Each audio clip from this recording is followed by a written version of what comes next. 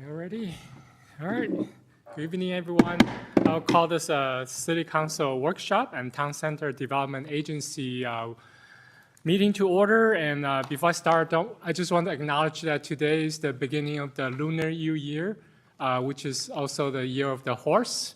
So I just want to wish all the committee members who celebrate a very happy, healthy, and prosperous Lunar New Year ahead.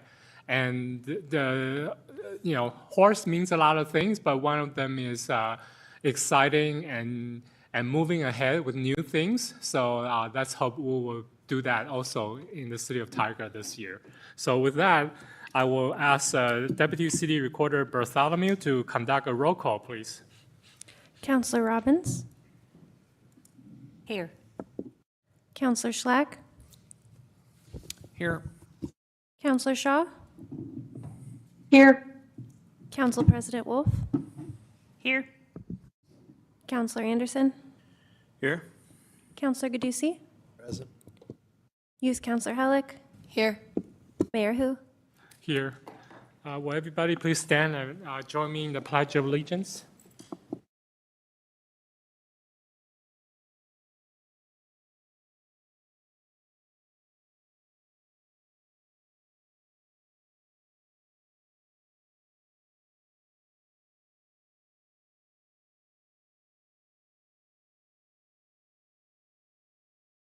Thank you, everyone. City team and city councilor, do you have any non-agenda item? None from us, Mayor. Seeing none from everybody, let's move on to public comments. Public comment periods provides an opportunity for members of the public to address the city council. While it is not a dialogue, either I or a staff member will follow up to address the issues brought forward in these comments.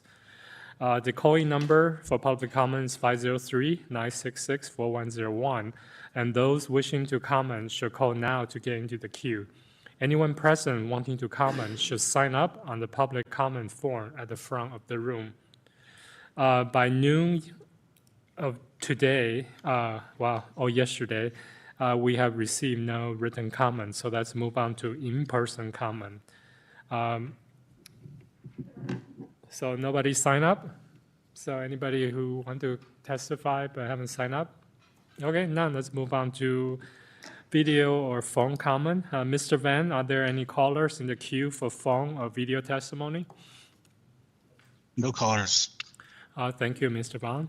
So let's move on to community updates.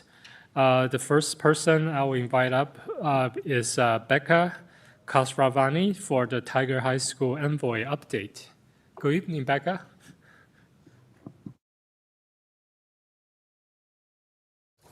Hello. Thank you very much for having me. It's been a wonderful month as we've begun to kick off the second semester.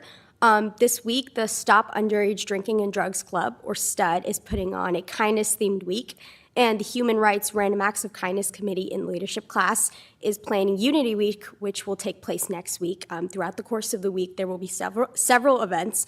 There will also be different workshops, and they will be integrated into the course of the week, all following the theme of perseverance. There will be a Voices Assembly, and the Voices Assembly is an opportunity for students to willingly share personal and potentially vulnerable stories with the student body, and they may do so anonymously or choose to reveal themselves. Students audition for this opportunity to share experiences through a panel, which will be read by student leadership advisory committee leaders and teachers, and prior to giving their speech, they will be thoroughly supported. There will also be a multicultural assembly, which will feature performances from various affinity and alliance groups. And for many groups, this may include the opportunity for the crowd to engage in dances or other performances. Additionally, we are hosting the prom dance, which will take place at some point in May, and students have voted for a theme on that. We also were able to host the second club fair of the year recently. In terms of athletics, the swim team wrapped up their season with a district meet on Saturday. Our dance team hosted a competition at home on Saturday. Unified Basketball will honor their seniors on the 24th of this month. They're also selling apparel available through their custom ink website, and I encourage you all to go look at that if you would like to. The cheer team finished their competition season at the OSAA state competition on Friday. And the basketball team played at Oregon City with girls on the 9th and boys on the 10th. The ski team will also have their last race next weekend. And additionally, the 3rd annual Women in Sports Symposium was held on February 6th, and 4 alumni athletes were invited to speak at that panel. The blood drive executed by the National Honor Society on February 10th went extremely well with about 80 donors, which is great turnout for that event. And I believe that sums it up for the last week. Thank you very much for having me. Thank you, Becca. Councilors, do you have any questions or comments for Becca? No? Councilor Robbins, go ahead. Thank you. Thank you, Becca, for coming. I just have a quick question because I had called and asked, I thought prom was May 2nd. Has that changed? I believe it should be May 2nd. They're still working out the details, but the location and the date are finalized. I know that it's going to be held at the Oregon Zoo this year. Oh, how exciting. Okay, Yes. thank you. Yeah, absolutely. And I look forward to hearing more about the event next week with people sharing. I know that can be a very difficult and courageous thing for the students to go up and talk to the whole school about things that they've gone through. Absolutely. Thank you. Anybody else? Seeing none, thank you so much, Thank Becca. you so See much. you next month. Sounds great. All right, so next item on the agenda is Tiger Police Department report, and our Chief McDonald will join us virtually to present the police dashboard. Good evening, Chief. Good evening, Mayor and members of council. Jamie McDonald, your police chief. And excuse me, I wanted to hit a couple of topics, one of which we discussed last month, which was dispatched calls for service. And I mentioned that we had tracked where we had 7 straight months above 2,000. And I wanted to bring this slide to your attention this month because it has a direct correlation to our ability to be able to respond in a timely manner. So as you can see, last year, we did exceed 2,000 calls for service in the month of January. And just for reference, these are January calls for service starting in 2022 through this current year. Same with the dispatched or the priority 1 and 2 call response times. And I just thought this graphic was pretty telling. It shows that when we have lower calls for service, dispatched calls for service, so those are the ones coming in from the community, that we actually have a faster response time, which would tend to make sense, right? We aren't quite as busy. The officers aren't as tied up, and so they're able to respond quicker. And I thought it was interesting if you note 2022 versus 2026, very similar in both the calls for dispatch calls for service and the priority 1 and 2 call response times. So I thought that was an interesting thing to show, because it does show that our calls for service have a direct relationship with our ability to be able to respond in a timely manner to those priority 1 and 2 calls. And then the next slide, please. I just wanted to hit some of the things in our community snapshot. I think it's important to talk about the things that we're doing as a department and cover some of those events. We've done all types of things, like just from regular meetings to Good Morning Tigard. We did a chat with the chief last month, coffee with a cop, cocoa with the cop. So a variety of different things. And then as you can see, different things that we've already started in this month and will continue to do in the coming months. But just showing you that we do have quite a few different events that are on the calendar that we continue to participate in. And we stay pretty busy with all of those things. And I'll give a prop to Maddie Bauer, our community engagement program coordinator, who she actually coordinates all of these. She makes it to a lot of them, but she leans on the rest of us to help make sure that they get those done. And we will kick off our community academy at the end of this month on the 27th. And that's pretty exciting. That's always a fun opportunity for community members to get to be in that. We've got over 30 community members signed up for this year. I believe there's a counselor on there as well. So we're really looking forward to that. Should be a lot of fun. It filled up in record time this year. I think it took about 6 days. that it was open and it was completely full. So that's all I have for this month. I'd be happy to take any questions that you might have.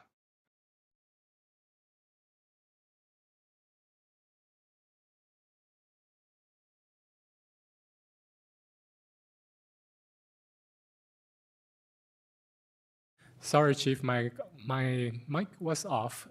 So Oh, I don't see any questions, but I do have one. We just received the latest deflection report from the county, and when Yes. I read it, I was really surprised that the initial couple months the number is pretty low, and then it just shoot up from there. So do you have any comments about that deflection report?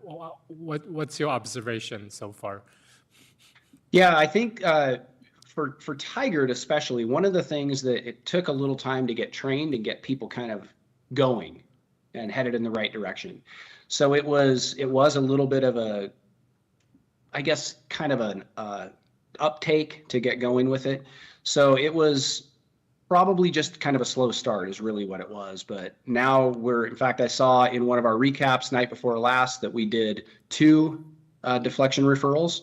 So they do continue, and I think it took a familiarity.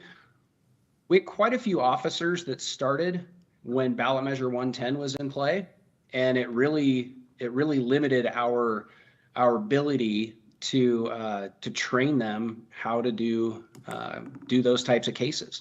And so really it took training them to what to look for narcotics and how to get back into doing those types of cases. So we're doing a lot better now, and we're starting to see some of those successes out of the program, as you could tell from the recap.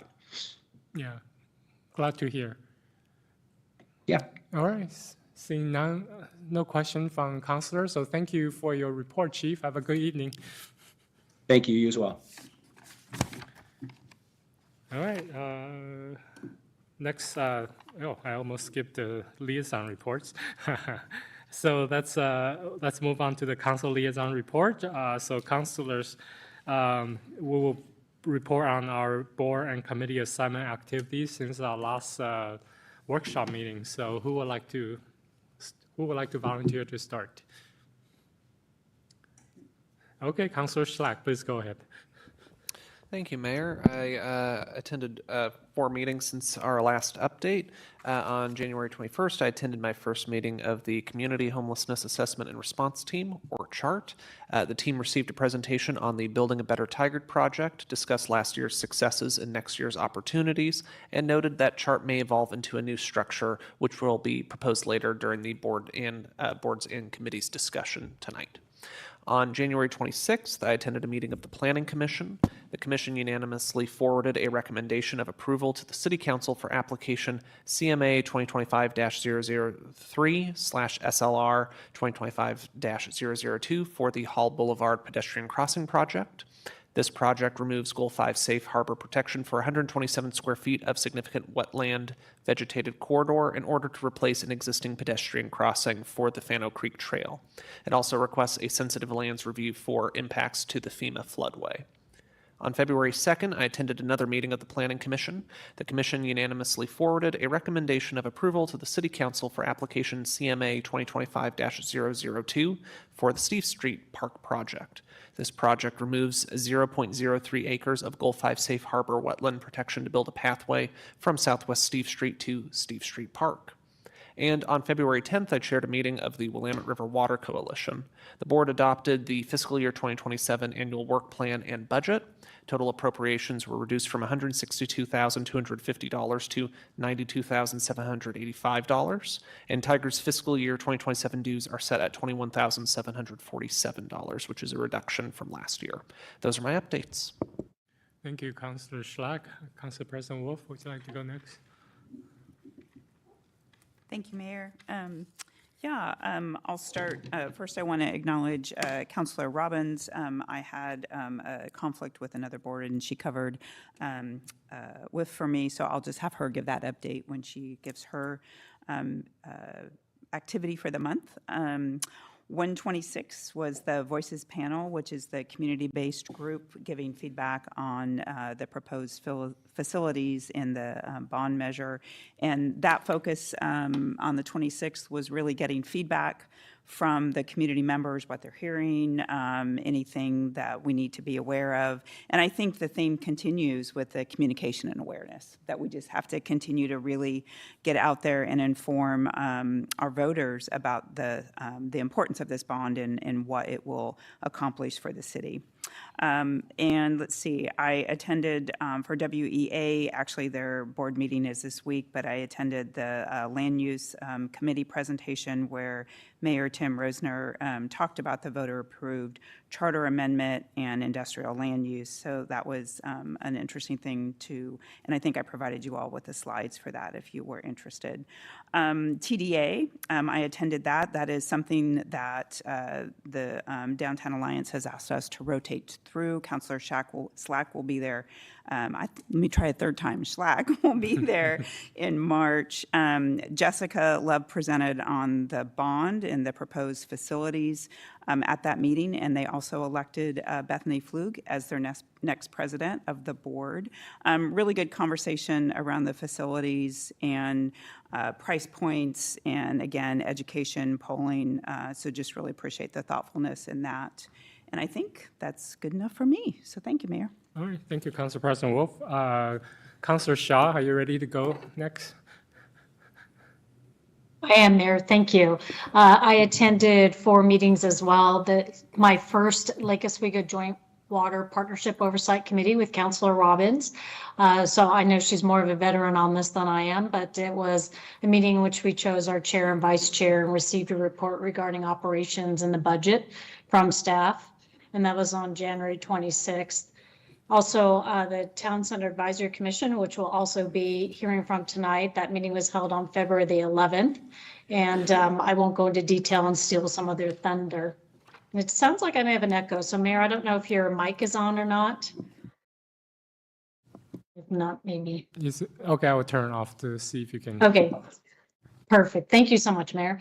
Also, then I attended on February 9th, the Urban Renewal Funding Selection Subcommittee. In that meeting, we also approved one applicant, which will be coming to the City of Tigard, Falafel Express. And very excited that we'll have another restaurant here in Tigard, and happy to share some additional details.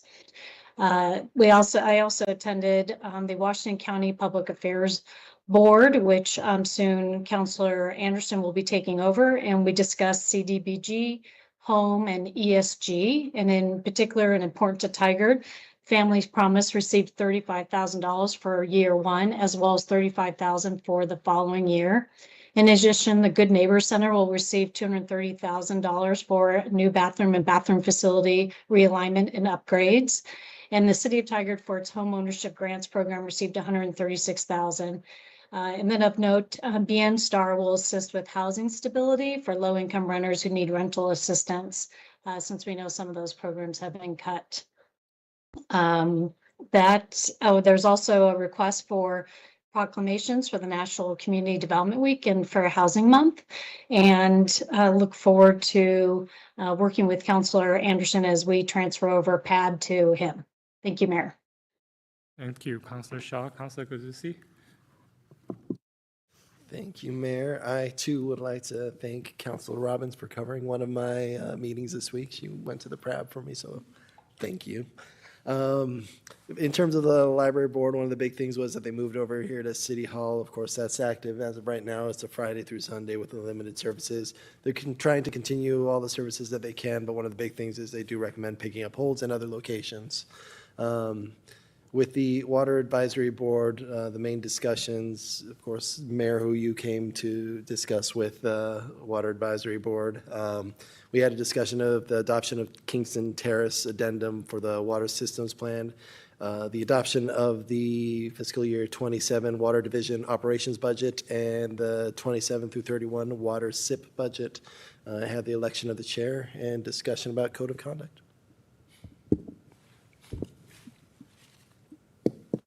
Councilor Anderson.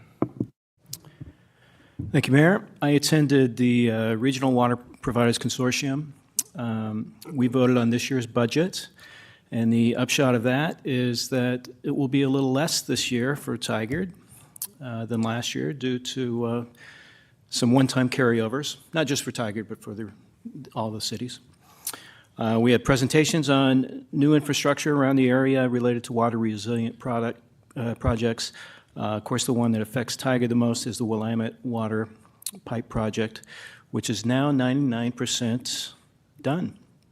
That project started in 2016, 30 miles of pipe under the Tualatin River through parts of Tigard, and it ends up in Beaverton.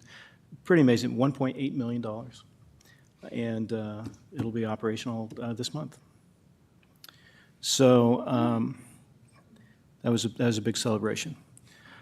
I was also on the Urban Renewal Tigard Triangle Committee, and we did approve that application for the small business, the falafel restaurant. Wish him well. And the CCE group, we got an update on the bond measure from Kelsey Anderson, and that's a good group, and we'll meet tomorrow evening. That's it. Thank you. Youth Councilor Halleck. So I believe since the last meeting, the last workshop meeting, we've had 2 new members welcomed, both at Tualatin Middle School, which, if I'm not mistaken, are our only middle schoolers on TIAC right now, which is great. So on the 2nd, we had a long meeting to discuss our goals for the year, eventually landing on wanting to work on AI education for residents and to organize a presentation of ideas of what to do with the old cinema lot. And we're also planning another movie night at Family Promise over the TTSD spring break, because our first one was really great and they want us back. And that is all we have right now. Thank you. Councilor Robbins. Thank you. So I did go to the Willamette Intake Facilities, or WIF, Commission Board meeting. Since it was the first meeting of the year, they elected their chair and vice chair, and they kind of cycle through all the members. And so this year, the Tualatin Valley Water District designate is the chair and Sherwood is vice chair, and they just kind of cycle through the 5. One of the main things we discussed at the meeting is that the WIF curtailment plan was approved as required by the IGA, and that just because the WIF has a curtailment plan, all the individual members also have to have a curtailment plans. And then I was lucky enough to get to go to the Parks and Rec Advisory Board. That was kind of cool to see. Mostly we talked about the budget and concerns about budget shortfall because the parks and trails are funded by the general fund and then also the parks fee. And there was a concern that if we cut too much in services to try to save money, that then we'll just get behind on maintenance and that we need to keep up the maintenance. And so there was some discussion about that. Along with, I went with Councilor Shaw to the Lake Oswego Tigard Water Partnership, and I just wanted to add that this year Lake Oswego is chair and Tigard, I'll be vice chair since I'm the more experienced member, and that I'm excited that our next meeting is planned for a tour of the water treatment plant, and I haven't gotten to go there yet, so that'll be good. The chlorine generation trial is going well, is still ongoing. I also attended the February Library Board meeting, so we'll talk about 2 of them, because I got nice notes from them that, of course, Mayor Hu, you attended the board meeting, which he's kind of going around to all of them, so that was well received. And then they opened up a little portable library here for once a week, and it's been a lot of work moving everything. But some highlights are that 273 people visited the Express Library in the first 3 days it was available. 60 children and grown-ups attended story time, and that 22 people attended the program Ducks of the Pacific Northwest. So that was considered a very successful presentation, and so maybe we'll have some more waterfowl presentations. And then in addition, I've gone to the regional call, and then Councilor Gadusi and I attended the business owners immigration concerns discussion at Senate, and that was very enlightening. Thank you, Councilor Robbins. Yeah, for me, as you mentioned, I've completed my drop-in visit with all the board and commissions. The only board and commission that I haven't had a chance to visit yet as a mayor is the audit committee, simply because I don't know when they meet. So hopefully when they meet, they will send me an invitation. Okay. I also continue to attend regional meetings and continue to meeting with state regional partners to advocate on behalf of for cities' priority across transportation, housing, economic development, and a variety of issues. And thanks to our city's professional teams who have been very responsive to my requests. Whenever I have a question about certain issues, they got back to me right away. So that's very helpful for me to be able to advocate on behalf of the city. So just two quick notes of two meetings I went to. So WCCC, which is Washington County Coordinating Commission, they approved the city's request for a $900,000 matching grant for county's Misstep Opportunity Fund. It will be served as a local match for $6 million Metro large-scale community vision grant for the construction of the Ash Creek Trail, which is a 2,400-foot ADA accessible multi-use trail connecting neighborhoods, parks, school, transit, and Washington Square through a restored wetland corridor. That $900,000 local match grant from the county, which was approved, will also help unlock another $14.3 million grant from Clean Water Services. So that's a very helpful matching grant from the county to help us unlock, $20 million. Another interesting meeting I went to was the Tualatin Chamber's key leadership presentation with the state's chief economist. Just a couple of weeks ago, that was the day after he releases his economic outlook. And according to his outlook, the revenue forecast for the state is not as bad as concerning previously, but it is still not particularly strong. So the state still has to cut. But another interesting point he mentions that the housing production level in the state is, no matter what the governor's policy is, the housing production level is unlikely to improve significantly in the near term due to slower economic growth and mortgage rates that are not expected to decline anytime soon. And he also brings one last point about tariff and federal fiscal, because as you all know, that the Supreme Court's ruling on the executive branch's power to, put forward tariff is coming out soon. And he just mentioned that currently the tariff is actually paying for 70% of the deficit generated by H.R. 1, or somebody may call it the Big Beautiful Bill. So the H.R. 1 actually created a huge deficit, and none of it is being paid for by the bill. So the tariff is paying 75% of that. So if the Supreme Court were to take away the tariff, our interest rate will actually have to increase dramatically, because that means the U.S. Treasury will have to start issuing notes to finance the deficit. That means our interest rate will go up. So,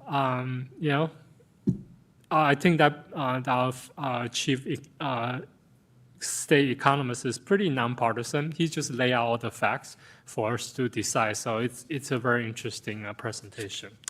So that's all I have. Any questions or comments from any councilor for another council member?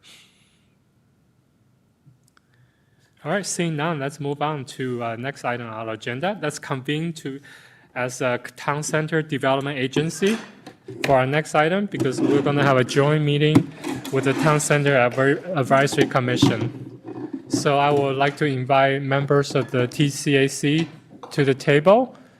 And the presenters, would you please, when you have a chance to sit down, please introduce yourself.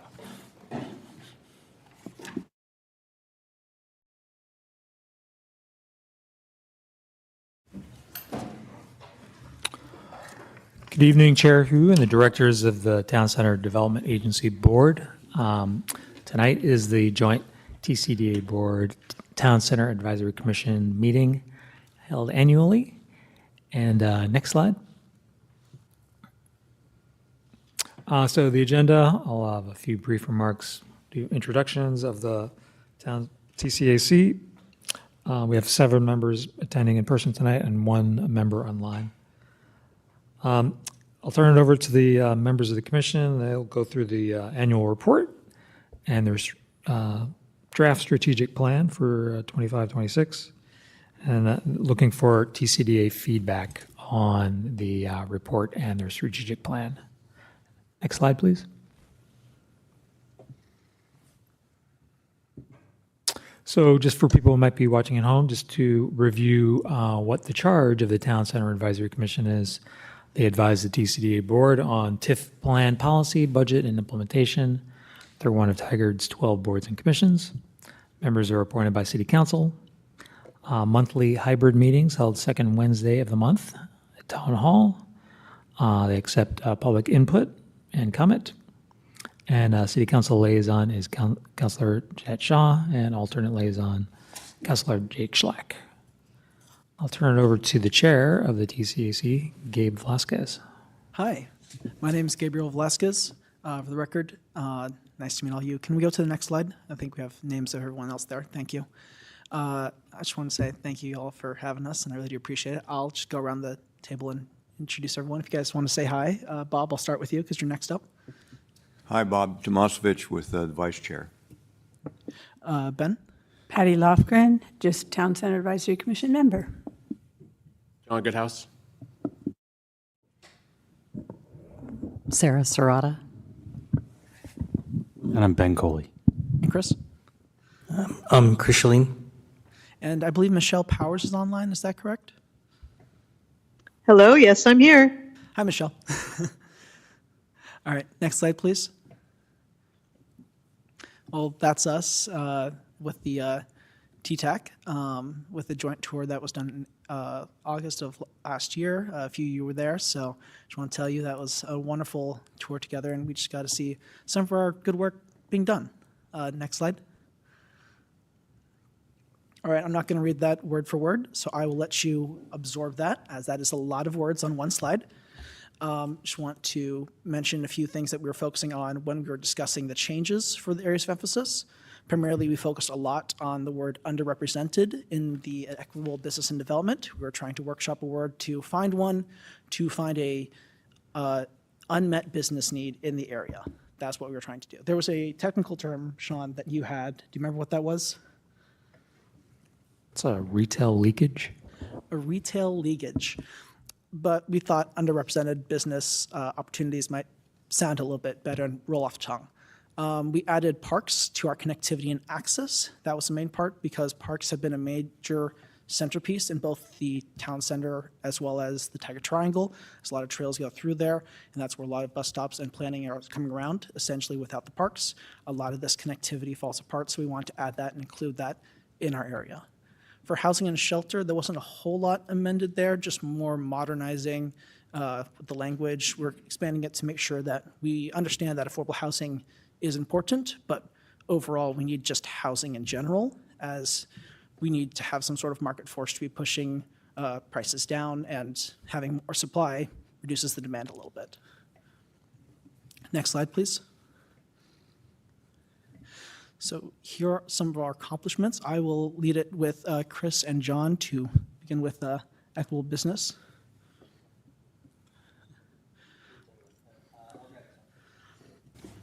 So one of our biggest liaison things that we do in the TCAC is work with the town's the TDA group, which I am also in the same position on. I handle economic development issues for the TDA. So it's just my right hand and my left hand talking to each other like little puppets, and it's very entertaining for me. So those meetings end up mostly being me, kind of running around talking to business owners and gauging interest in particular spaces and talking to building owners and trying to get those two groups of people together to widen our net for bringing new types of businesses to downtown Tigard. I'm also on the improvement grant committee. So we talk to businesses that are looking for, matching grant funding. I think we've done a pretty solid job in the last year or two getting people into that program, getting them through that program, making sure that, the paperwork is being filled out and grants are actually getting filled. We don't have a 100% success rate on all of that. Some people that are granted funds don't end up actually taking those funds. I think the success of the program, though, like it feels like it's moving in the right direction. We're able to fund some businesses that otherwise maybe wouldn't be able to do it on their own. So that's felt like a significant improvement, especially from when I started in 2020 or so. The parking data was an interesting long-term project that I personally felt needed to happen. There were plenty of people that didn't necessarily want to put money into that, but it didn't feel like any of that research was actually going to get done unless we actually, had the council approve money being spent and do the work. And what came out of that is that things are generally okay. We're going to make some, amendments to times, and some zones are going to get moved around a little bit, but overall does not seem to be that we need to have, full-time parking enforcement. So it's actually just it's a good data point to be able to move forward from with actual, not a point in time, but, quite a bit of data collected over several months.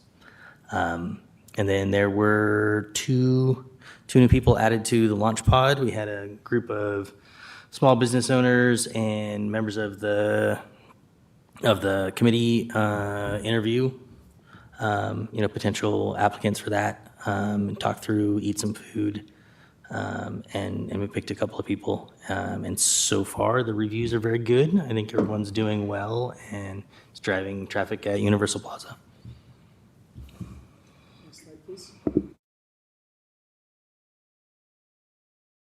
Next slide, please. John, I'll have you take that. So moving forward, we're looking at advocacy and support for business owners in the TIF district, monitoring the park management, and also planning for the unrepresented business opportunities.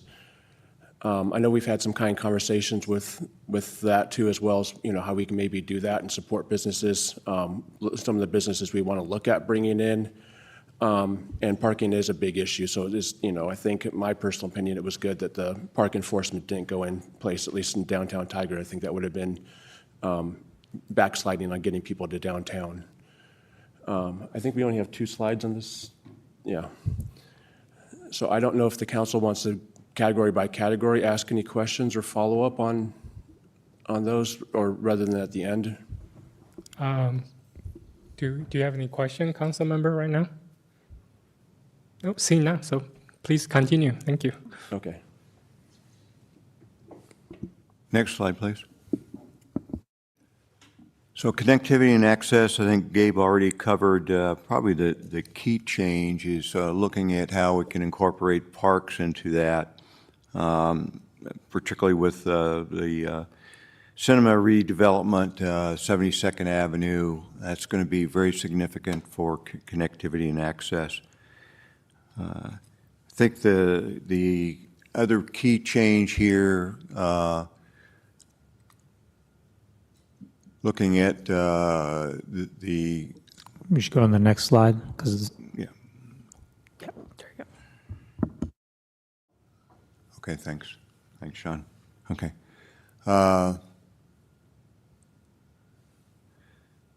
Continuing to look at the development of 72nd Avenue, we just completed a draft letter that's going to go out shortly to Secretary Duffy, the U.S. Department of Transportation requesting building 2026 funding for Phase 1 of 72nd Avenue. When we toured that particular street, it's pretty obvious that it's going to be a significant project. It's going to last a long time, and we really need to get started on it. I think, any questions? Questions? I actually do have one personal thing to add to this, and this happened as of today on my commute back home. There was a lady who was trying to figure out the best way to get to Winco from the bus stop, which drops you off at Fred Meyer. And she was trying to figure out with her dog the best way to get across there. And as you know, 72nd has no sidewalk. So she was trying to figure out which way would be better for safety and risk and stuff like that. And we talked through that and figured out the best way for her to get across. She chose ultimately going on 72nd, but being well into like the bush in there because they've been trimmed back a little bit because of construction. But I just wanted to share that with you that like this is a real problem that like this is why we're advocating for that. That's really important. So next slide, please. Patty, I'll have you take this. Yes, so these are the accomplishments this last year in terms of housing and shelter. Most significant are the four that we have, in particular the first three. The remodel of renovation of Just Compassion. We were able to tour it at the grand opening, and they've added 30 beds for men and 30 beds for women, a brand new kitchen, and a dining area that's absolutely massive. Just with assistance, of course, developmental assistance. It is significantly different, and it's allowed the staff at Just Compassion to be working with the community in ways that they were not able to in the past. So that has been a significant change in terms of supporting folks who are homeless in our community. Family Promise, A Bridge to Home. Probably many of you were at the grand opening, the ribbon cutting. Those renovations there, I've been working there since they opened 4 years ago, and significant changes in terms of the brand new kitchen, the dining area, the rooms for Cocoa Club for the kids to be tutored, other rooms for community engagement. That was just, it's just beautiful, the changes that have happened there, also funded. And then the Reach, the grand opening of their Dartmouth crossing with the brand new affordable housing units there. Just a very lovely new facility. And then the Community Partners for Affordable Housing have begun their construction with our developmental assistance, and that program is happening then. And then I, particularly as a TCAC member, have been attending chart meetings on a regular basis and bringing information back to the team after those meetings. Any questions? Nope. Oh, Next slide, you. please. All right, so now looking forward, we've had a lot of momentum going into this that we just want to carry on. Specifically, we're identifying liaisons to attend regular housing and homelessness stakeholder meetings. So we think of SEPA, we think of CHART, those agencies and organizations that want to help us grow and improve in the Tiger Triangle and downtown, as well as other areas nearby. It's always welcome. We also like to monitor the data obtained by the city, essentially to grow our collaborative partnerships so we have even more people to reach out to and work with. Essentially, partnerships is what has moved the needle a lot when it comes to affordable housing and just housing in general. So having more of those allies is going to be great for us. And then next is consider providing development assistance for affordable housing even more so.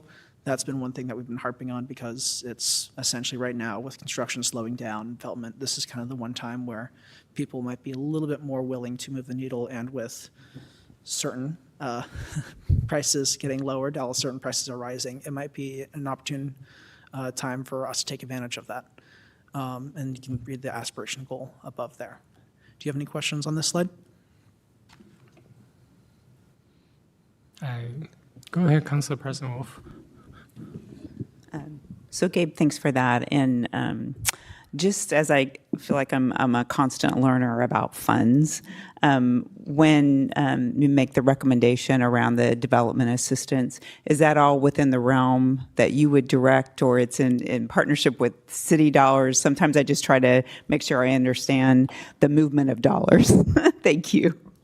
We are essentially just trying to see if there is any leftover for anything that's unaccounted for to go for that. I know currently the economy is not in the best place right now, so we'll always say we would like more, but that's just more what we've noticed, and that's what has improved the lives a lot. It's not that we demand so and we're forcing their hand here. It's more just politely asking.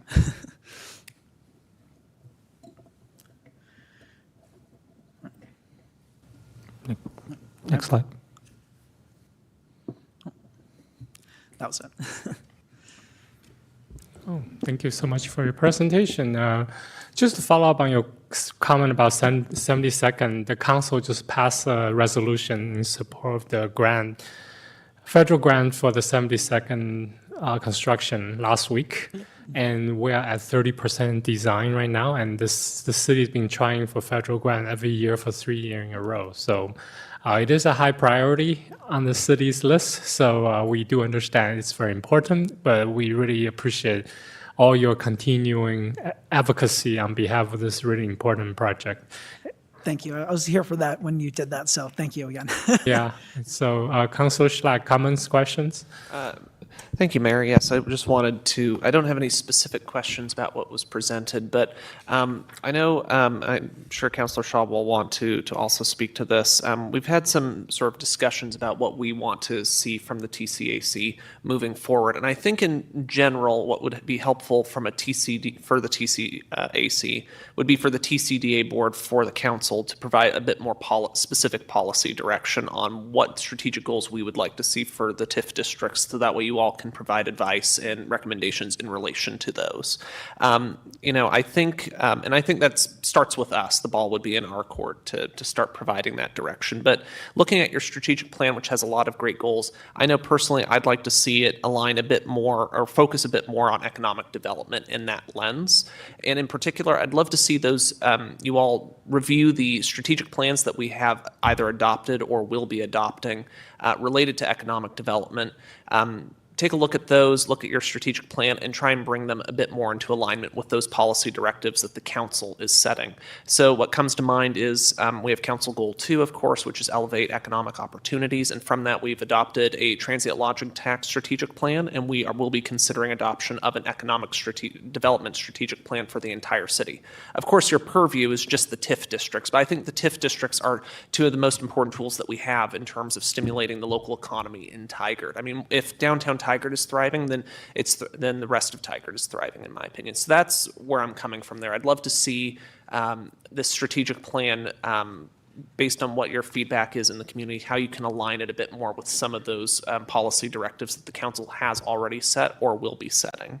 That's the main thing I'd like to see. Additionally, I'd love to see a bit more involvement in partnership. I know we have some with the Tigard Downtown Alliance, but with the TDA and also with the Chamber of Commerce, just based on my attendance of those meetings for the last year. So those are just some general feedback that I'd love to put out there.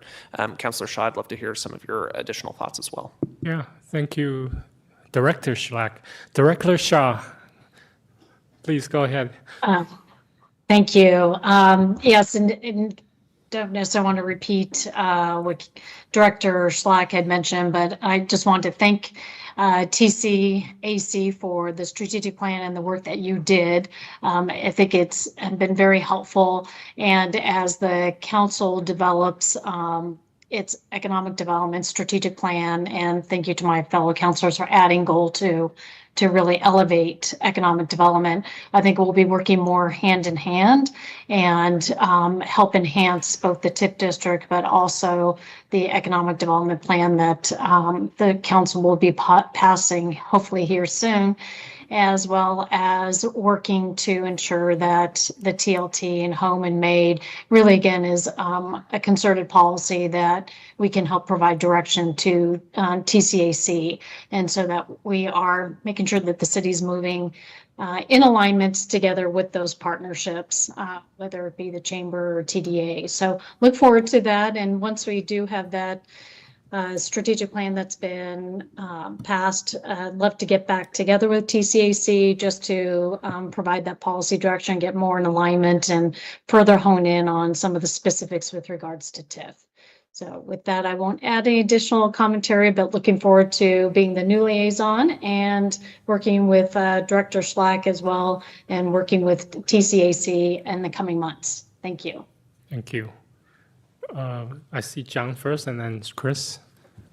Just to interject on some of those comments, it would be good for direction if it's what you kind of want to see or not. I know I've brought up kind of me personally, so I won't speak as the committee, but for the last year or two, as far as with the grant money, to make that part of the application process where it's either on the application or it's on the business page or it's somewhere visible. A lot of times if a business is looking at a city, they won't even talk to a staff person or a realtor. But I've talked to too many businesses that have opened up, started, but didn't realize they could get grant money. If we made that process more visible and had that on there.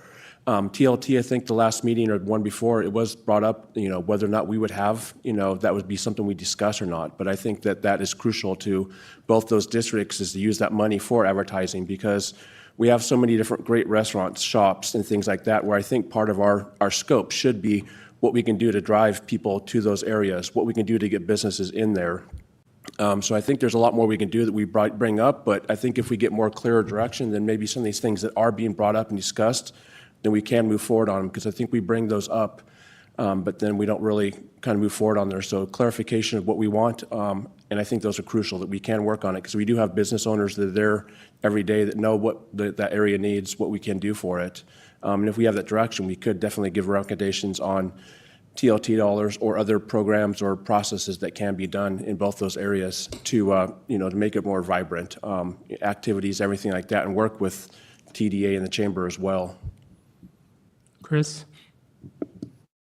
I was just wondering if it would make sense for us to shift when we're doing our strategic planning until after your guys' is done, so that there was some type of honestly, like this meeting would seem to be the sync point where you guys would say, this is what we would like you to focus on, and then we would hear that, and then we would go back and deal with our strategic plan, maybe like mid-year rather than at the beginning of the year. Does it make more sense for that to be March, April, May? Is there some time where that stuff is all due for you guys, and then we would be able to take that and react, with our own strategic plan, rather than trying to do something in January with like last year's work? I think that's a great point, and I think we don't have hard deadlines, right, on when certain things need to come before us to be reviewed in terms of strategic plans. I think coming back this summer would be beneficial. I mean, we've already put some literature out there as far as council goal to elevate economic opportunities. We've already passed the TLT strategic plan, so that can already be looked at. And then I believe the next council update regarding the economic development strategic plan will be on March 3rd, and hopefully will be approved within 4 to 5 weeks from then, so by April. So I think that there will be an opportunity to start looking at it now, and there are already things that can be looked at, and then coming back in June or July for maybe another workshop meeting would be helpful, just to make sure that the TCDA board is providing the policy direction it wants for the TIF districts, and we're all in alignment. I don't think that there's an alignment. You guys are in charge. We do that stuff, right? Like that's what we're supposed to be, building our plan around, and we're not. We haven't done that because it's old stuff at this point. So we just need to. Yeah, exactly. Get back in line. Yeah. Yes. Other comments or questions? Go ahead, John. But I think one other thing maybe, which maybe me suggested, is also, do we, I know the answer, but do we have kind of the ability to kind of come up with ideas and throw them to the TCDA as well? So I mean, if we think that there's something that is not being addressed by the city or the council, or we say, hey, that would be great to, create like a small business toolbox that would be some kind of video online that would show businesses why to come to downtown Tigard, why come to the Triangle. If we suggest that, is that also things you want us to do, as a kind of brainstorm, come up with different economic development ideas, things that maybe haven't been thought about, and come and throw those to you as well? Director Shaw, go ahead. Well, thank you. Yeah, I think we're always looking for wonderful new ideas and ideas to attract businesses to Tigard, to our TIF district. So certainly, I think there's a forum on the agenda in TCAC meetings to do that, and staff can certainly provide that information, and I, as a liaison, can provide that information to the director. So I'd be happy to do that. Last comment, with 72nd, I know that that's a work in progress, and that's great. And as Gabe said, you know, that I've had videos that I've sent to the city of people that are on mobility scooters that are in that dip of 72nd, and you get around 5 o'clock where it's dark. There's, you know, the lighting's okay there, but someone's going to get hit. And I've seen too many times someone in a stroller, someone in a mobility scooter, and waiting years until we can do the full build out. I don't see how that's going to work. I don't know if there's a way to do a quicker, lighter, cheaper, some kind of little path on one side that at least just gives 3 feet or something that people can be there, at least be off the side, because it's someone's going to get hit, and then we're going to have to really, as a city, figure out what we do when somebody gets hit and killed there. And I think I said this last time, but that's super dangerous there. And we're building more and more affordable living there for people that don't have vehicles or people that have disabilities. And so we're building more of that and putting it in a place where it's not walkable, it's not navigate. You know, you can't navigate, you can't get to public transit, which is what's being sold is the use of public transit. All right. Well, thank you again for all your work on behalf of the TCAC and for the city. And yeah, we really appreciate you. So thank you. Thank you. Thank you. All right, let's reconvene as Tigard City Council and move on to our next item.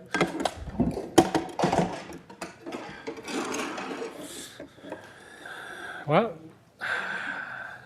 next item on our agenda will be our board and committee discussion. And Assistant to the City Manager Hendricks will give the staff's report. Good evening, Nicole.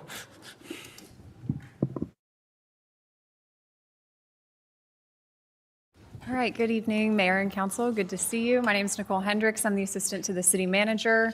Thank you for having me here tonight to begin a discussion about our boards and committees and potential improvements. Next slide, please. So we're looking for your guidance on 3 different components of improvements to our boards and committees. Recognizing that there is a lot to cover, we do plan to return in April with a more formal recommendation based on the guidance that we received tonight. More specifically, we're hoping to get your preferences on specific bylaw sections and expectations to help standardize our bylaws across different boards and committees, affirm roles and purpose of boards in relation to council, provide direction on new or rescoping existing boards.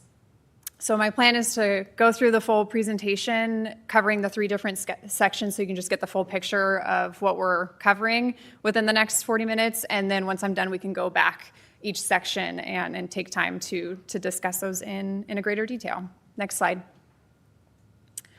So I wanted to share a little bit more about why we're having this discussion and what we are hoping to achieve with this effort. The city's boards and committees have been established over time to address a variety of policies, regulatory, and community needs. As a result, our bylaws and scopes of work vary. There is a lack of clarity and consistency, which can lead to some confusion or frustration for board and committee members and team members.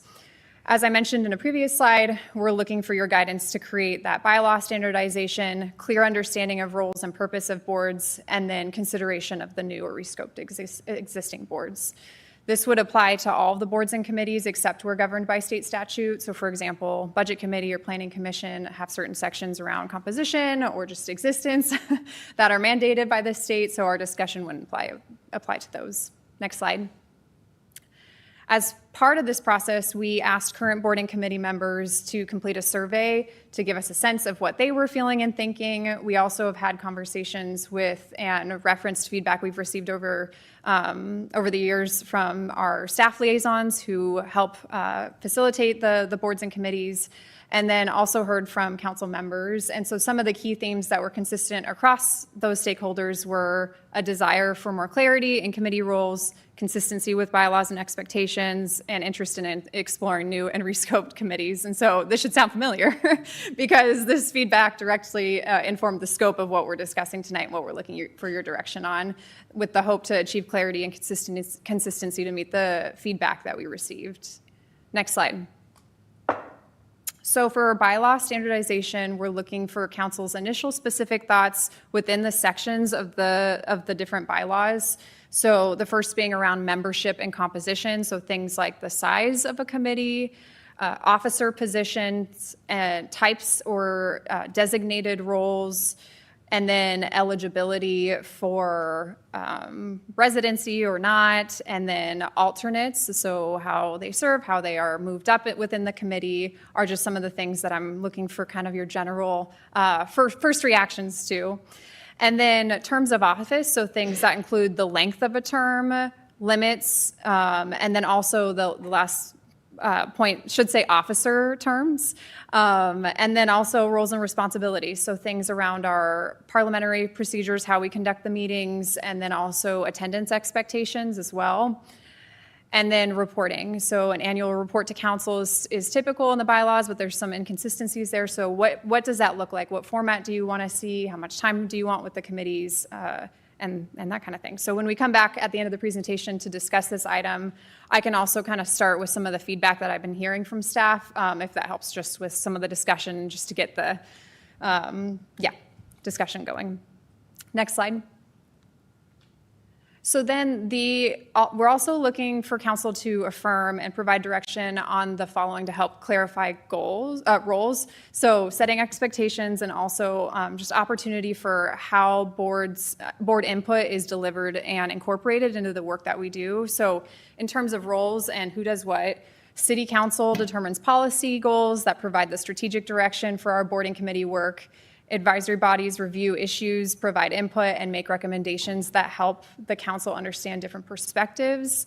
And the council then considers board recommendations in developing and advancing policy decisions. So that's something that happens now, but just want to make sure we reaffirm that that is kind of the roles, and if there's anything missing in that. And then not on this slide, but something to also consider is just the opportunities to elevate and clarify those responsibilities through actions such as when we do an annual review or onboarding with committee members on their charge and duties of existing bylaws to help reinforce that second bullet of what is your purpose and how does that fit within that bigger picture. Incorporating feedback loops into the process. So for staff liaisons to report back at the next committee meeting on how their input was incorporated. So the committees get a sense of how their feedback is being used. And then formalizing committee feedback into more structured recommendations. So that could look like when committee members propose a recommendation on an item that is then incorporated into staff reports for council discussion. That recommendation is very clear in the staff report. Additionally, the liaisons could voice that recommendation since they serve as that liaison to that board of what they heard during that discussion as well. So when we get to that discussion, I'll be asking if you're supportive of the way the roles are kind of listed here, and if you have any thoughts on the actions that we could do to help kind of reinforce those roles. Next slide. So this part of the discussion is intended to clarify council's interest in additional or rescoped boards or committees and ensure any future changes are sustainable. So emergency issues that have been recommended for consideration by either council or staff include topics on homelessness, climate, seniors, equity, special events, finance. And so those recommendations associated with each committee are detailed in an attachment in your packet. They're listed here as well.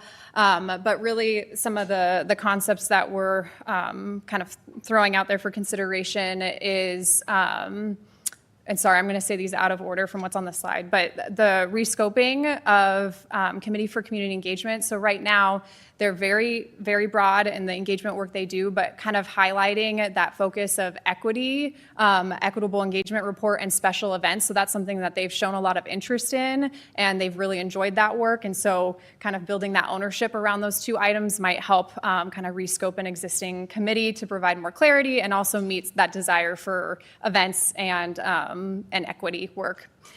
Formalizing our community homeless assessment and response team, also known as CHART, to a houseless task force. So that could that scope could include things like reviewing time, place, manner ordinance changes or safe parking reports. So formalizing that group. Also consider adding maybe a senior representative to a board where applicable. So if that's CCE or other boards, just to have that senior voice rather than having a whole separate committee. And then creating a finance committee to advise the council on financial matters that include the budgetary changes and also provide recommendations to the council on financial policies and actions. And so that could be separate from or in addition to the audit committee. And then I believe the memo from Finance Director King is also included in the packet, just kind of explaining that in more depth as well. And then also for climate, so we have a community-led group called Climate Action Tigard, and so potentially we could work more closely with them to deliver some recommendations and guidance in a public comment forum or setting rather than creating a new committee. So we'll be looking to see if you're supportive of those points and considerations, or just, again, first reactions to kind of give us a general direction to work with. Next slide. Next slide. I just that was the slide I was looking for. Thanks. So again, we're seeking your specific guidance on these 3 different sections to help develop a more formal recommendation. And then we can also talk about impacts and implementation when we bring forward that more formalized recommendation in our April discussion. I think we're currently scheduled for. And so I'm happy to move back to the bylaw section so we can start just kind of having a conversation about that, if that works for you, Mayor. Yeah, so Thank you, Nicole. So let's go back to the first of the 3 questions, which is the bylaw standardization. The question on the table for the council is whether there's a general interest in moving toward greater consistency across bylaws while allowing flexibility where needed. And then the question is whether the area that Nicole identified, such as membership, term, role, and reporting, feel like the right focus areas. And we received a proposal from Councillor Schlack, which is very detailed. Thank you, Councillor Schlack. Outlining what he would like to see generally. Again, today's purpose is to not adopt anything or giving firm commitment to anything, but just a temperature check to see how you all feel about, generally what Councillor, maybe we can start with what Councillor Schlack has reported. Anything that just give you a, really strong emotion, or you just look at it and say, yeah, it looks reasonable to me, but I will take a further look. So, Councillor Schlack, you're eager to start, so let's start with you. Thank you, Mayor. Yes, I support the effort to standardize bylaws across committees in some form or another. And yes, I've had, I was an alternate on Budget Committee. I've been an officer on Budget Committee. So, and of course, we've all been liaisons, so we've all had a lot of experiences for committees. So I just had some time when this topic first got on my radar to brainstorm how I would want to standardize things. By respect the fact that I'm 1 out of 7 here, and there are no shortage of ideas of how to make this process and these structures better. This is just my first stab at it. And rather than going line by line with the document that was circulated with council, although I'm happy to do that, of course, I just sort of want to explain my sort of big picture thought of what this sort of package of changes, how I came to it.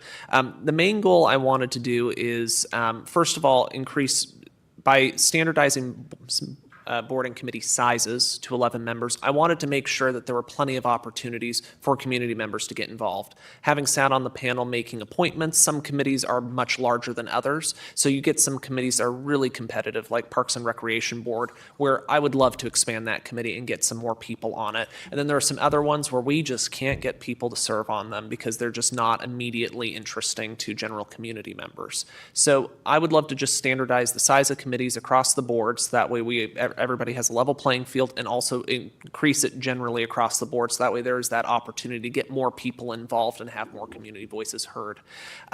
As a consequence, one of the things that I added that wasn't on the list was updating what a quorum and a majority would be, because of course, if we're going to expand things, that means there's probably going to be more vacancies for longer periods of time on some committees. So I think if we were to expand the committee sizes, we would need to make sure that a majority vote would be a majority of sitting members as opposed to a majority of 11. So the example I gave is that if we had an 11-member committee that had 2 vacancies, there would be 9 current members, and so it would take 5 votes, for instance, to pass meeting minutes.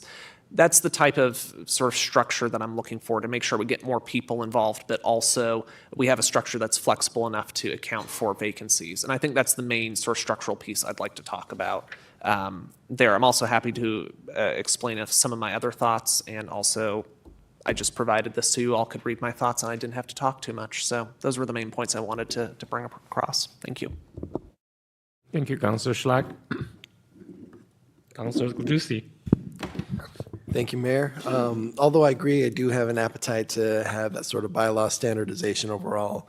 The intent of the boards are going to be to advise, not to share governing authority, so that standardization does help reinforce that principle. But I do feel that we do need to maintain some flexibility as different committees have different needs. So something like CCE, where we do want that diversity in opinion, I would want a much larger group than, let's say, the audit committee. So there are some things that I like the general idea of most of this in terms of going line by line, and I know that's not the intent of today. But so to answer the question, yes, I do have an appetite for bylaw standardization. Council President Wolf. So Councilor Schlack, thank you for structuring this and making this conversation very efficient and effective. And really, I support all the recommendations to standardize, and I think just the couple of points that I would pause on, I think are similar to Councilor Gudusi, and sizing of committee. I mean, because I sit currently on audit committee and have for several years. To me, that doesn't make sense to be 11. Chances are we wouldn't get to 11. So maybe that's okay, but I wonder if there's that, we have this structure, but then let's step back and say, does this make sense for, to kind of do that dipstick check, if you will, to go, should there be a couple modifications? And then the other thing, and Councilor Schlack, maybe you can answer the question, review the need of designated positions. What I want to be clear, I think there's value in that. And then like the audit committee, now, Councilor Robbins was a member as a community member, not an accountant per se, but there's a lot of CPAs that, sit around and give guidance. So I don't want to lose, when it's appropriate, a technical expertise. So I'm almost done, Councilor Schlack. So my last point is, as I was reading the materials, which were a lot, so thank you. No, Nicole, for all the hard work, really. That wasn't it was a lot. I kept coming back to, and it was in the write-up, what's the purpose, right? I mean, I honestly want to kind of start with, why does it exist anyway? And I felt like the survey said that. What's our charge? What's our purpose?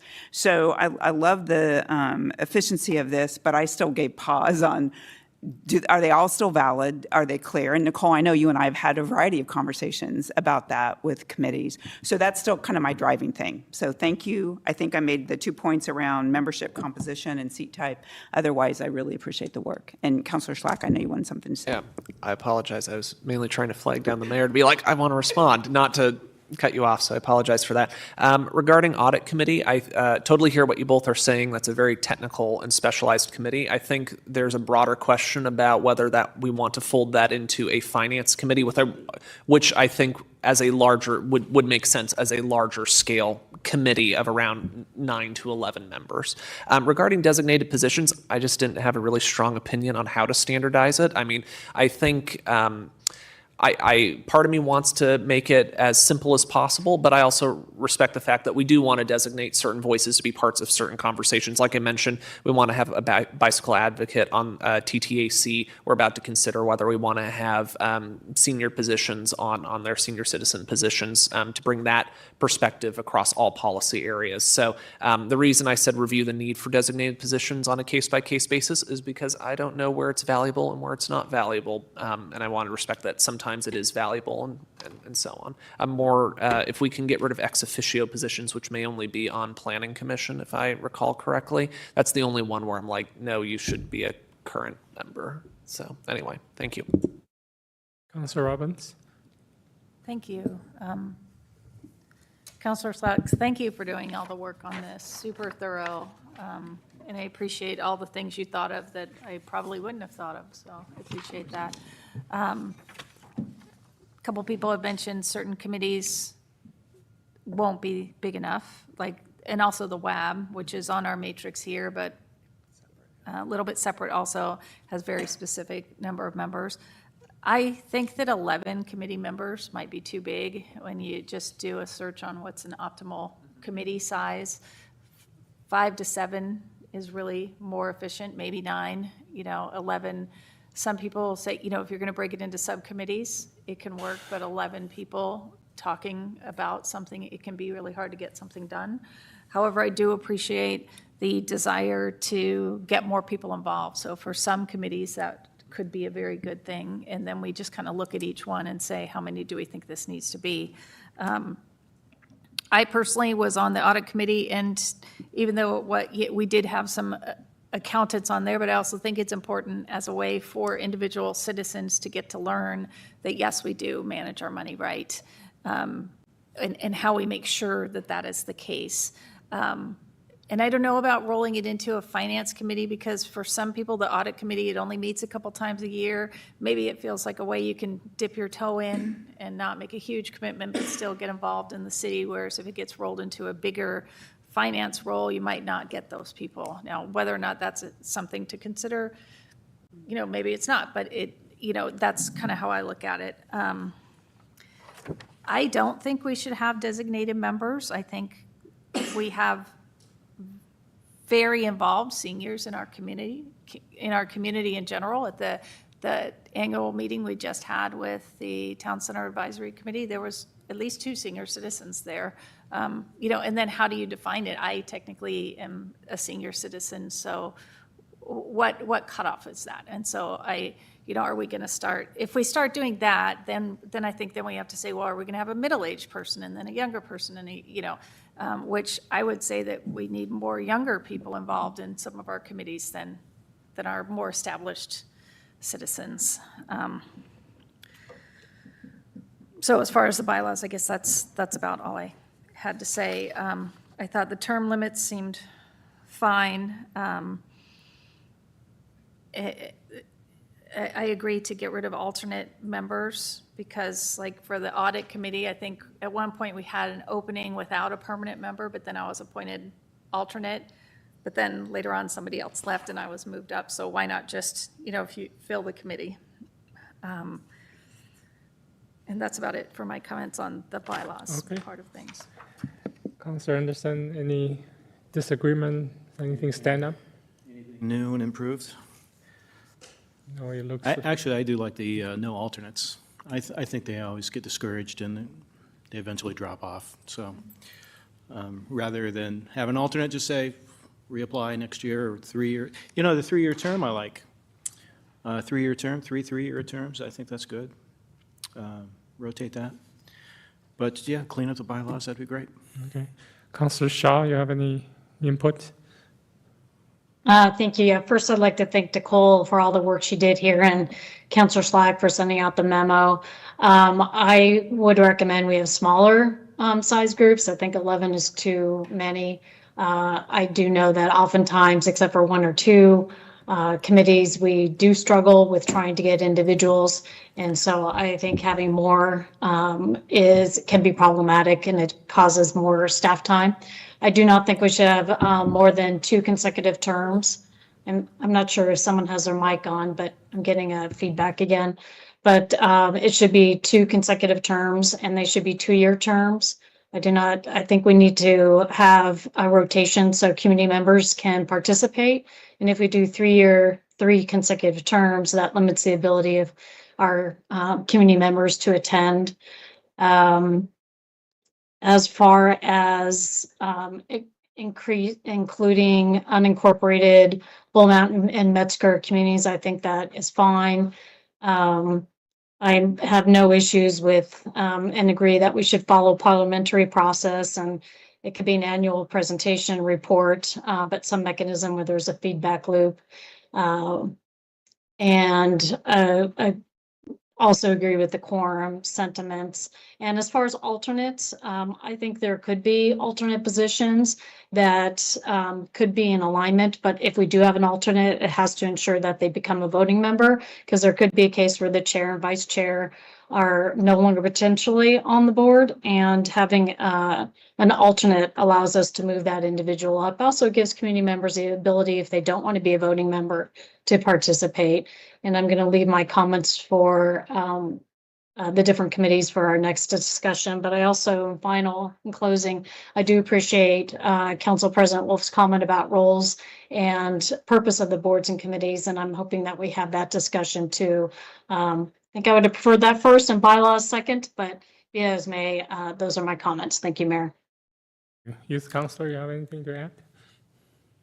I think that I agree with everything that everyone's been saying generally about, I think 11's too many. Like, I like the 5 or 7. I like 7. I like the bigger number. I do like bigger numbers, but I think 11's too many. So like 7 to 9 or something. The only thing is I agree about the location thing with everything, but I think for TIAC, we should remain with what it is, where you can join if you're in the TTSD school district, because there's some instances where people are like technically out of Tigard bounds or whatever. But since that's a youth one, the school district thing I think is a better rule for that. But other than that, I kind of just agree with everything on here. So. Thank you. So the Planning Commission now has 7 commissioners, right? 9 commissioners. Right. 9 voting, yeah. It's 7 voting and 2 alternates, I believe. Okay. So, I'm okay with a little bit less than 11. But again, I think council has a general consensus to standardize them, but, look at flexibility for some of a specific board and commission because they have different, specialized functions, I guess. And for me, I really, support, we can have non-residents, but they must be, somehow still tied to the community, right? They still go to our parks, or they still, our immediate neighbors. So it doesn't make sense for somebody who lives 50 miles away and continue to serve. Term limits, I think 2 makes more sense to me than 3. And code of conduct, that's a must. I think there must be something that board and committee member, when they sign to agree to accept our appointment, it automatically means they agree to our code of conduct, so that we don't have to chase them down for another signature. But other than that, I think that's pretty. I think we can get there in April, but maybe not right now. But do you think that's pretty clear, or? Yeah, I feel like I have direction to draft a set of standard bylaws for you all to react to and give feedback And we may on. have to customize a little bit for Yep. different board and committees. So, okay. All right, so let's move on to the, go ahead, Council President Wolf. Thank you. Yeah, so I just have a couple things. One of the last comments you made about kind of the automatic code of conduct. I just think it's really important that you are reminded a second time, required to just read that and sign it. So I guess I appreciated the separate component, unless, I just want to make sure people have to read that separately, have time, they think about it. That's my point. However that gets shaped out. Okay, that's fine. Okay. And then the only other question, Youth Councilor Halleck, I appreciate your request about the school district. What I would want to know, Nicole, is what Beaverton does, because what I don't want is for a student really excited about government to not get to go to Beaverton because they're not in the Beaverton city boundaries, and not get to participate in Tigard because they're not in the Tigard-Tualatin School District. And there's a good sliver that goes to Beaverton. So I don't know that I'm passionate about, but just wanting to make sure any child who has that interest is covered. So thank you. Sounds good. Thank you, Mayor. Yeah, that's fine. So we have 15 minutes left, so please, go ahead. Just to also add to that for the student part of it, there are maybe a smaller sliver of students who are outside of, are in the unincorporated part of Tigard, who perhaps go to private school for high school, but went to TTSD throughout elementary and middle school. So they really feel like they're part of Tigard, but cannot currently participate. And so they can't go to Beaverton because they're not going to a Beaverton school, like say they go to Jesuit High School or something. So. Okay, let's move on to section 2, which is role and purpose. So what I'm hearing in the material is a desire for clear expectation about how board provides inputs and how that input connects to council's decision making. So since we have less than 15 minutes, I just want to hear how the council generally feel about the framework described here. So is there interest in strengthening feedback loops so committee members understand how their input is being used? I will Go back to the slide too. Sorry, IT team. This time I will start with Councilor Anderson.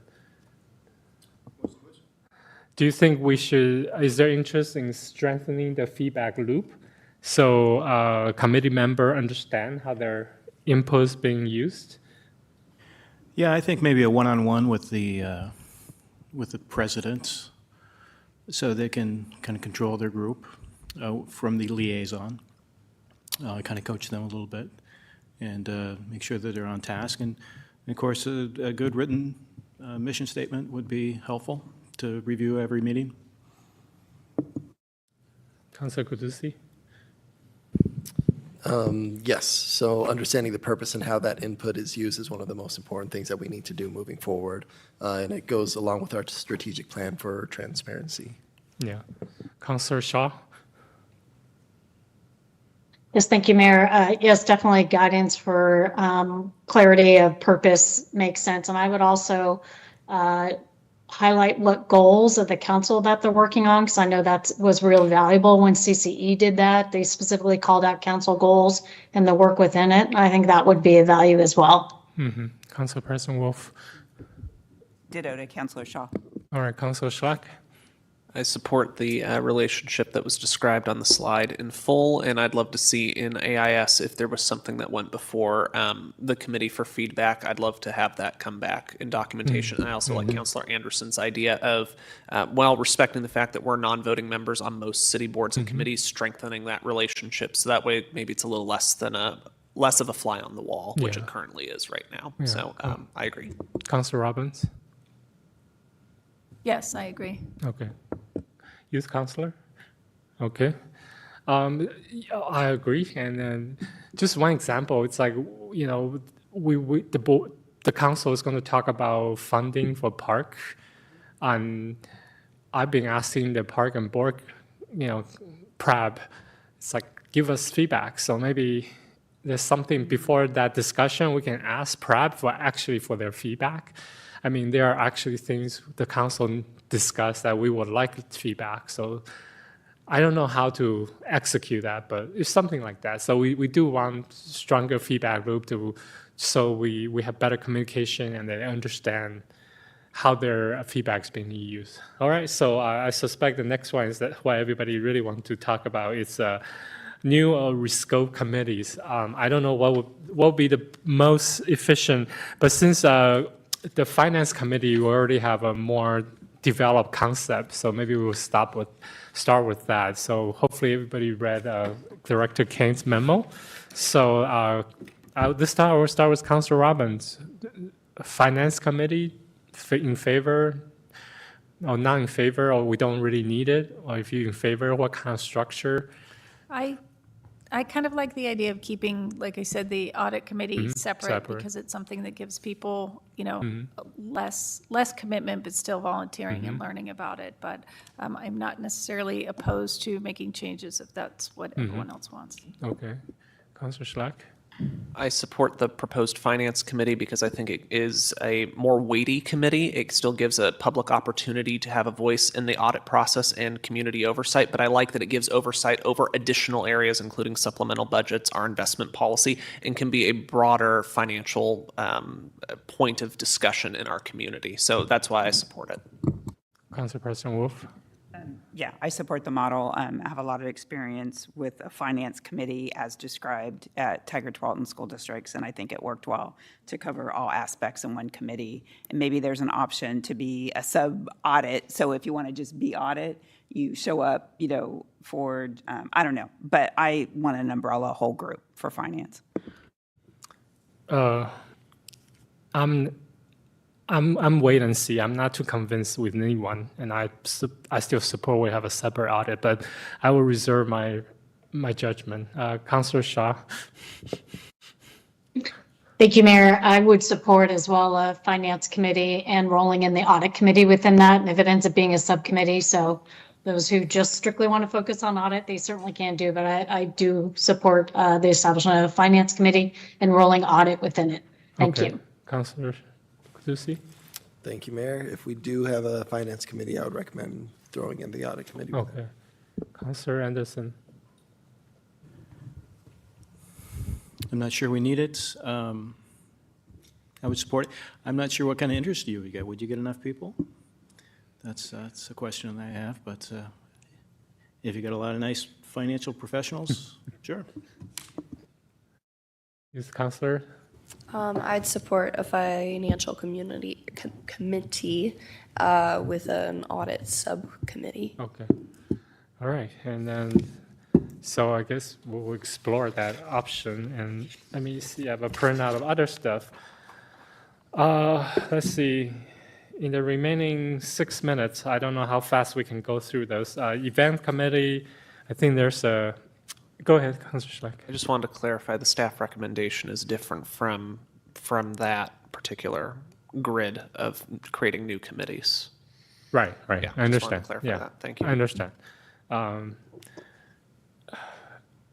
So, Nicole, you were mentioning that CCE might make sense to fold events and equity in it.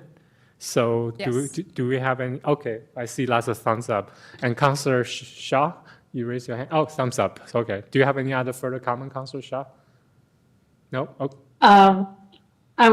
Yes, I do, about the other climate action Tigard and the senior, as well as chart, but I can certainly we'll wait. move to that. So let's focus on chart first. Do we all agree to have a homelessness committee to replace chart? Yes. Thumbs up. Thumbs up. Yes, Councillor Gadusi, not thumbs up. Not thumbs up, but if we do end up having a structured committee, we really have to define the specific goals and the outcomes of what. Yes, I agree. That is one that very particularly can have a lot of scope creep, so making sure we have the Exactly. defined roles and what we want them to do would be Yeah, important. okay. So that's a big nod. We need to have a tight scope of what it actually does. Let me go to Councillor Shaw first. Oh, go ahead, Councillor Shaw. Yeah, thank you. We originally had a homeless task force, and it had about 50 to 80, and Councillor Anderson may remember this as well in his time, but it was a very exhaustive report. So there has been some work done before. What we found when we had that committee is that a lot of our nonprofits weren't speaking to each other. They didn't have an avenue to speak to each other, and that's why CHART was established, because there was a lot of duplicative work being done. And so, similar to Councillor Gadusi, I'd want to make sure we're very clear about what the role and responsibilities are, because I'd hate to lose that point of connection for the nonprofits. And I'd also hate for us to recreate the wheel when a lot of work had been done by previous council, previous task force members on homelessness. So I would support reconfiguring CHART, but with those caveats. Councillor Robbins. I would also like to add that there has been interest from some community members wanting to attend CHART, and I think perhaps there's just on an observational basis, so I don't know if they want to participate, but for this committee, would it be open to the public? How much comments would happen from the public, as far as knowing the scope of it, not allowing scope creep, also making sure it's not just a place for people to make comments without having solutions as well, or trying to go forward with solutions or Alright, finding them. Councillor Schlack.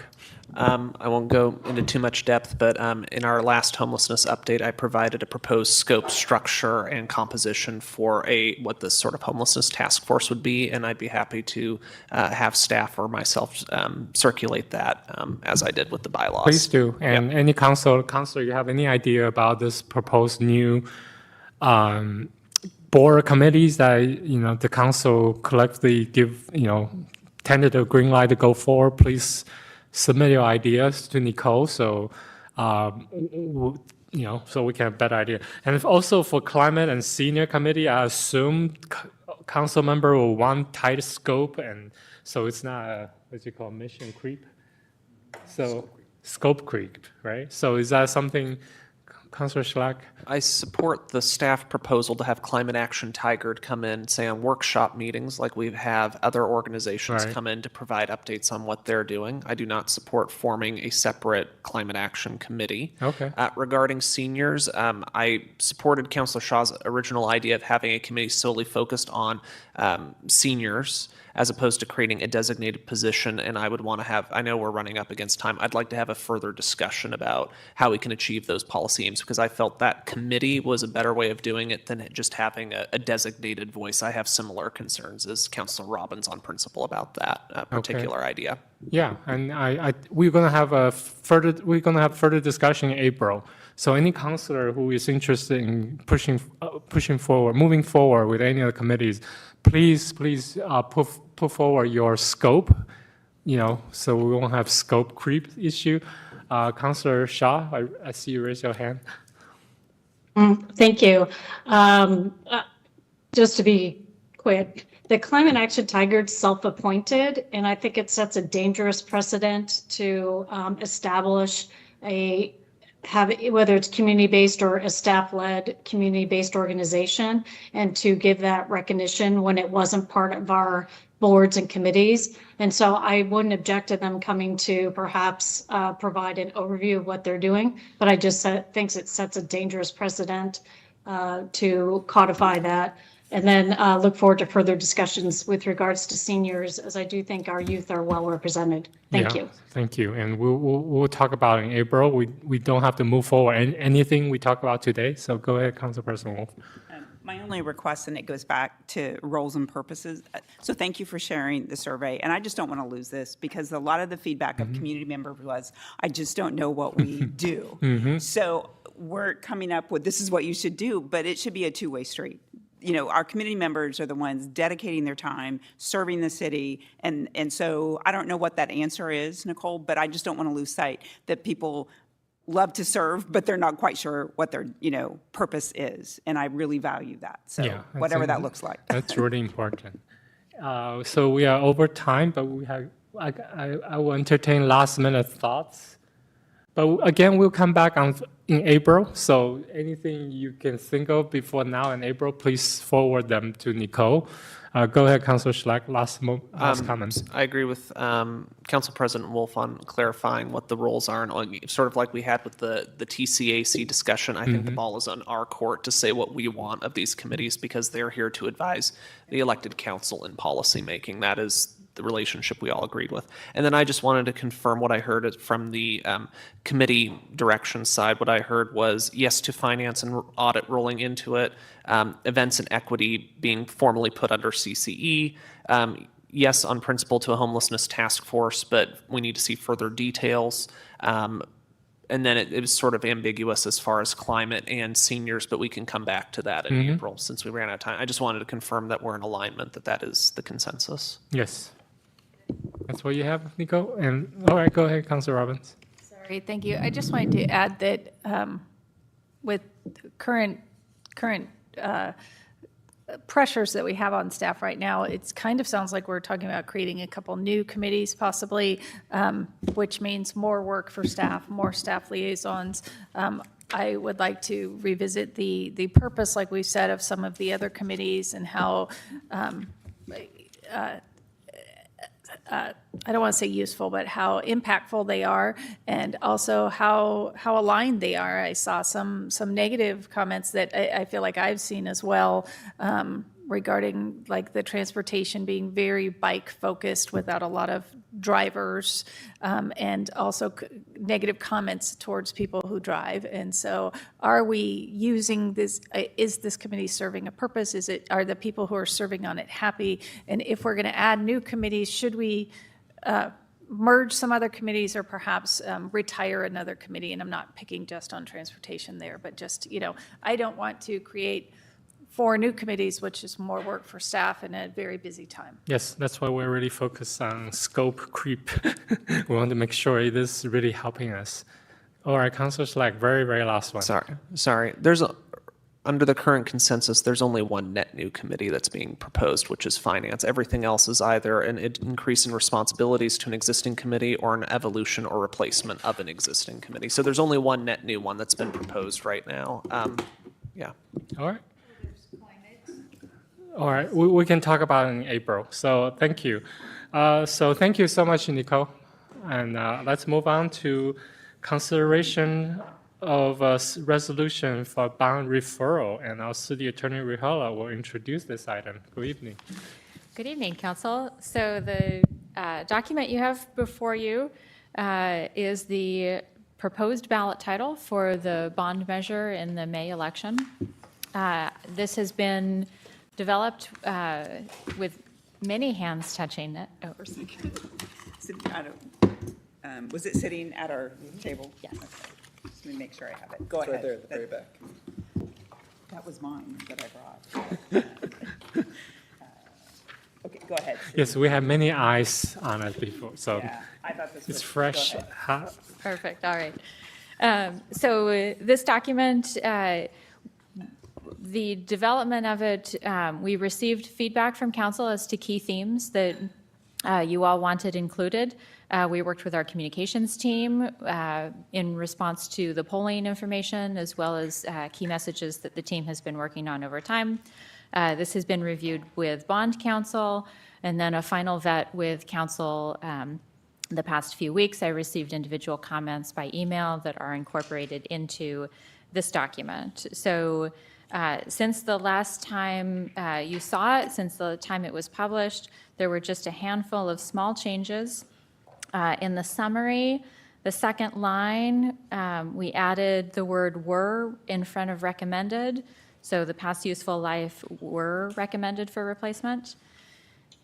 In the second paragraph, after providing one new, we added the word centralized in front of facility.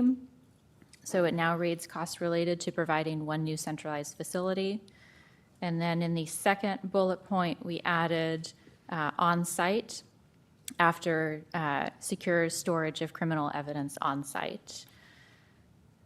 So we're limited in word count. This brings us, I believe, within 2 words in the summary, and we are at the maximum in the caption and question. As a reminder, the ballot title is what is going to appear in your voter's pamphlet. It is supposed to be a neutral, impartial description of the measure and its impacts, and we believe we have done that in the small number of words allocated. So I'm happy to answer any questions. Councilors, questions? Councilor Schlack? I just wanted to thank City Attorney Rihala and team for my last-minute suggestions on some of those word choices, because I think what I really took away from the polling last week is that efficient response is the most convincing argument we have, and I wanted to make sure that we hit on some of those points in this by saying centralized and pointing out that we're bringing things on-site as opposed to having them spread throughout the city or having, for instance, police officers training in different cities entirely because we don't have the facilities for them to train here. So I appreciate the responsiveness today. Thank you. Thank you. Anybody else? Any further discussion or motion? Mayor, I move to approve resolution number 26-08. I'll second. All right, so the motion's being put on the floor and it's being seconded. Is there any further discussion? Seeing none, those in favor say aye. Aye. Aye. Aye. Oppose? So resolution number 26-08 is adopted by anonymous vote of the council. So I'm very excited about this moving forward to the voters. As the statement has provided that, our current public safety and public work facility were built really decades ago when Tiger was much smaller. Since then, our population has really tripled, and the demand on our services have grown significantly.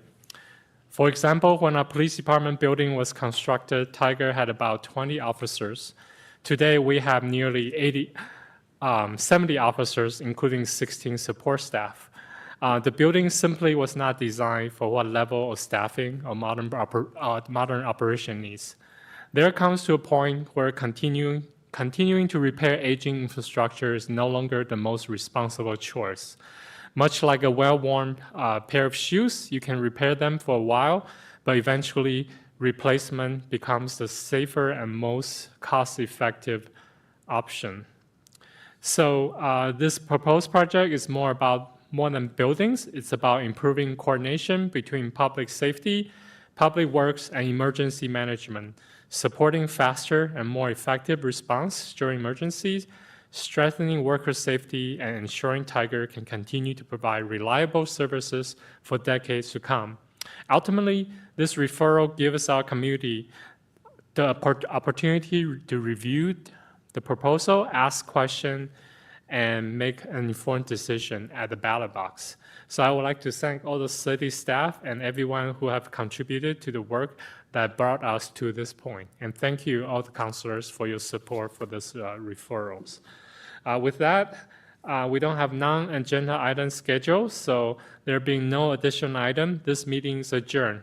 Good night, Tiger.